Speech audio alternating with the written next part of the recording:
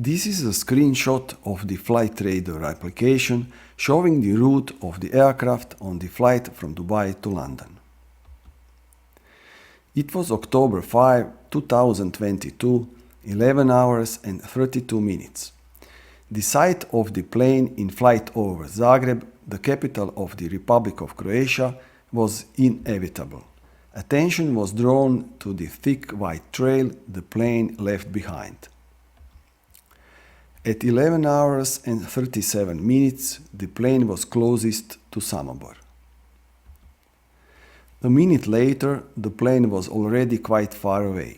We have two more aircraft in this frame, but while our plane leaves a long, thick white trail, the trails of the other two planes are short and airy and disappear immediately after the plane flies by. It should also be noticed that the track of our plane, unlike the other two, creates a shadow. After additional 2 minutes, the plane was no longer in sight, but its trail remained visible and it seemed did not want to disappear. Moreover, it should be noted that as time passes, his trail becomes wider and more blossoming. Our plane has already passed by and its trail takes on a fine velvety structure and slowly begins to spread through the atmosphere. Let's notice that the trail of our plane was not the only one of its kind, but there are other trails that are also scattered in the atmosphere and create a shimmering mass that erases the clear contour of the sun and increases the feeling of being dazzled. Let's now follow the track of our aircraft along its entire visible length. It can be noticed that the trail above Zagreb was still present, and as the plane moved further from Zagreb, the trail became weaker and almost completely disappeared.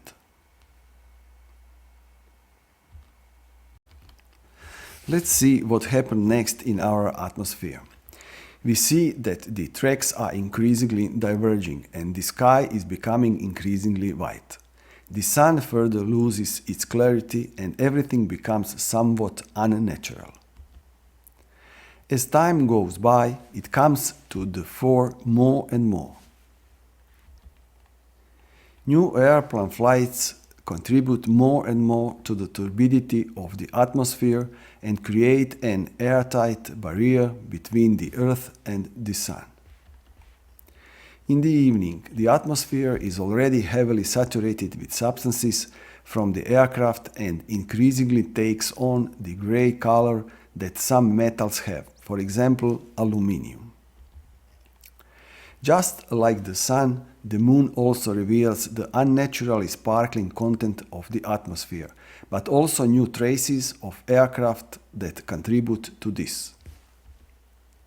Zagreb and the whole of Croatia fell into darkness, but the question is whether everyone had a peaceful sleep. The next day, some complained that they slept restlessly, that they had a headache, and that their sleep was disturbed in other ways. As it usually happens, the morning shows what happened the night before. It doesn't take a lot of light or a lot of time to notice how much matter from the previous day and night ended up in the atmosphere. Going out into the open half an hour later revealed this and such a part of the sky.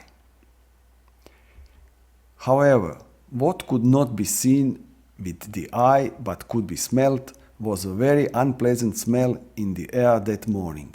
Some described it as the smell of rotten eggs, others associated it with the smell of sulfur, others with some heavy chemistry or of unknown origin.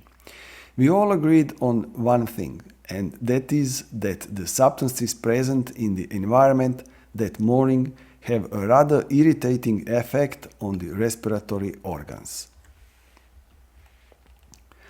The next morning brought new appearances. this time in the form of an unusual haze of a powdery structure which stretched across the Zagreb area. Very unusual for two reasons.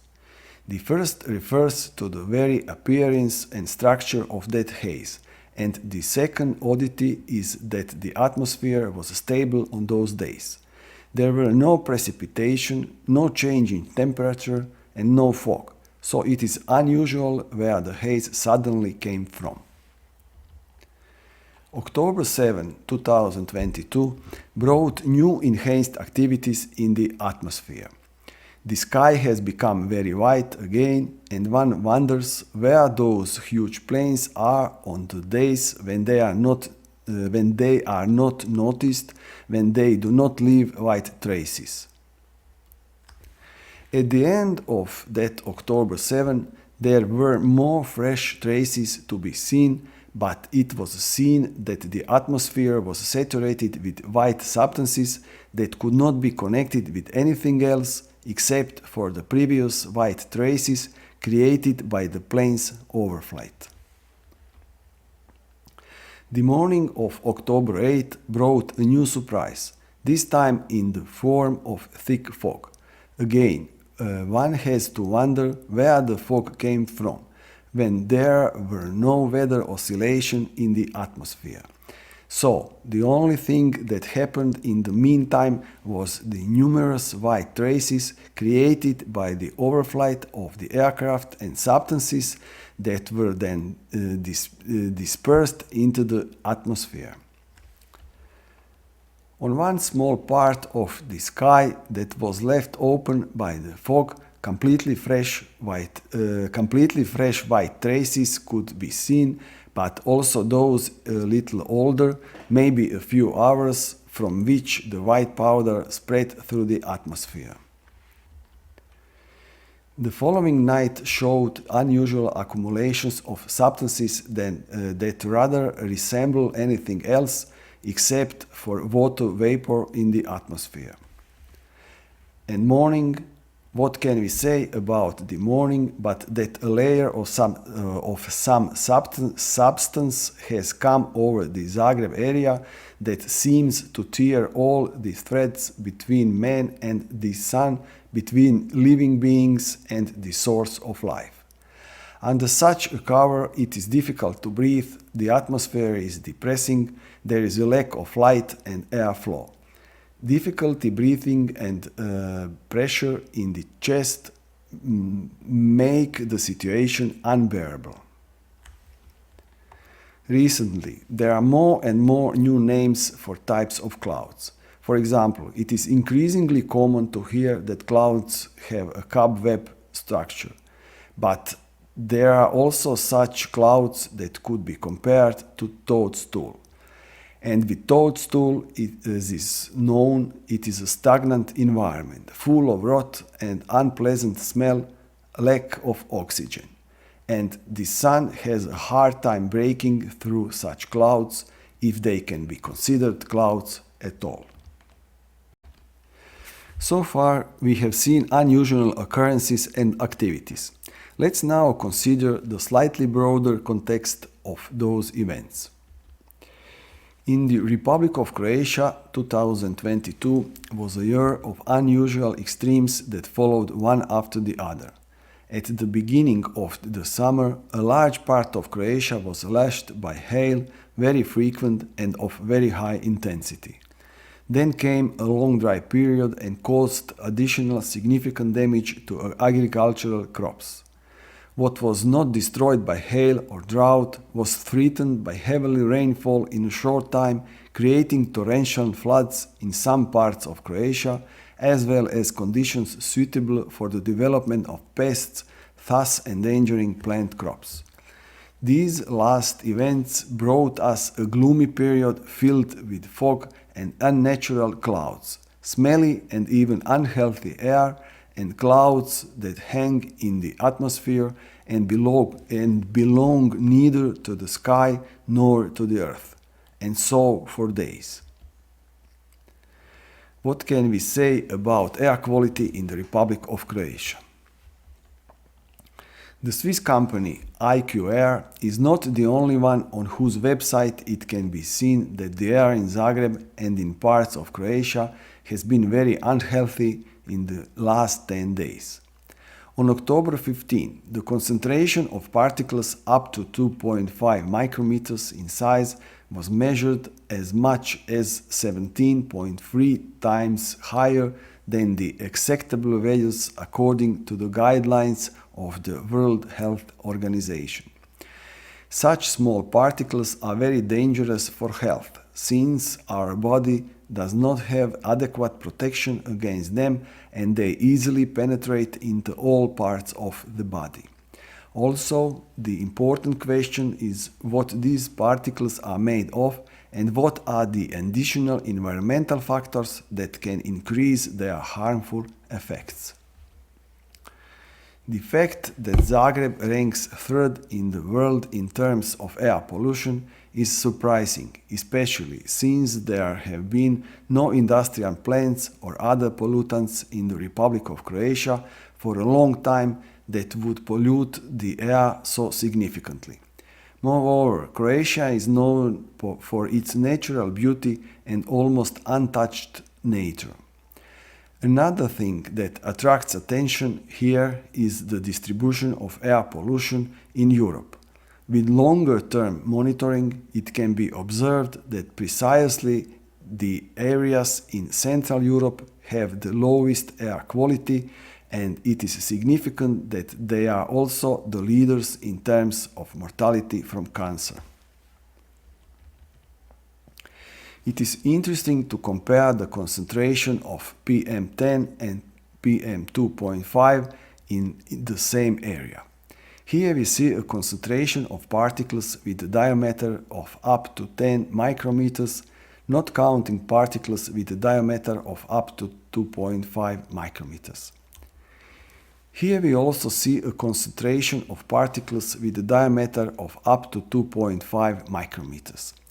Unlike the rest of Europe, we see that it is precisely in our area, that is the territory of Republic of Croatia, that the concentration of particles of 2.5 micrometers is the highest and is not in proportion to the concentration of particles of 10 micrometers. The logical question that arises relates to the origin of particles up to 2.5 micrometers in diameter. It is interesting to look at what the statistics say about air quality in Zagreb. Statistics say that since October 5, air pollution has gradually increased.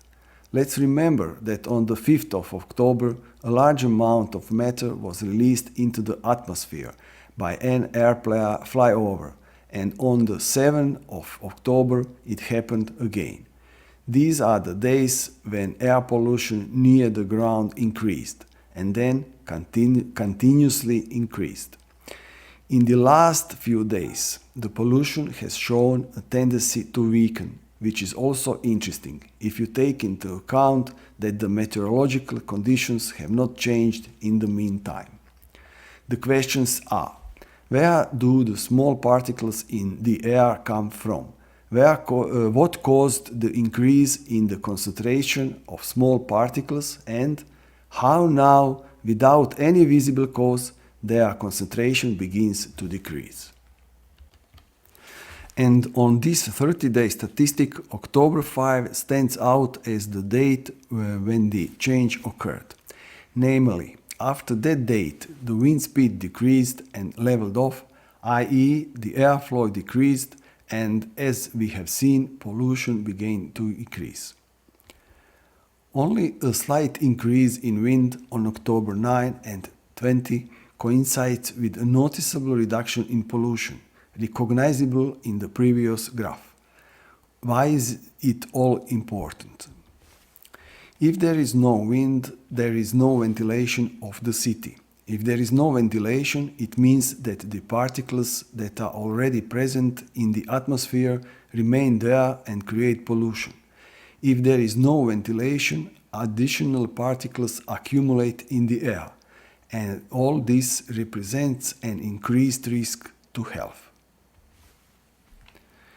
There remains one more interesting area that could be related to our considerations so far. Let's look at the dynamic satellite view of the atmosphere on October 16 and 17. Air and water masses seem to bypass our area for some reason. Let's remember that we had a long dry period, then heavy rainfall, now we have a dry period again. What is next? On October 17, we had the city of Zagreb and the surrounding area trapped in teeny particles. This was the view towards the city of Zagreb on October 18. And when it seems that the blue color has returned to the sky, you should direct your gaze closer to the ground and recognize what kind of opaque layer of matter is there. It is interesting how small particles remain in the same place for such a long time in such a high concentration. If it is taken into account that these days people complain about the symptoms inherent in exposure to electromagnetic radiation, and if it is known that the concept of weather management would not be complete without the application of electromagnetic fields, then even the possibility of applying electromagnetic fields in the atmosphere for this purpose should not be ignored. Here is one reason why not. This is a drawing from a military document that discusses the possibility of climate management. The document is from 1996 and the plan was to master weather by 2025. Let's pay attention to these two components of such a system that would be used to manage weather. So it is about the application of aircraft and electromagnetic systems. The first important question is, what role would aircraft play? Another important question is, what role would electromagnetic systems play? The third important question is, what would be the synergistic effect of those two types of systems? It is very interesting to consider here, especially for us who live in the Republic of Croatia, as well as our neighbors, which territory is shown as a space where activities would be carried out. It is interesting to remind in the context of weather management what American Vice President, later President of the USA, said at the Texas State University in 1962. It lays the predicate and the foundation for the development of a weather satellite that will permit man to determine the world's cloud layer and ultimately to control the weather, and he who controls the weather will control the world.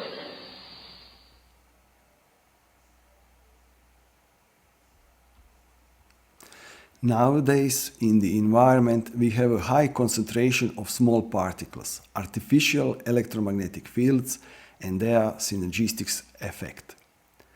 The question arises, how does this affect the entire planet and life on it, in the short and long term?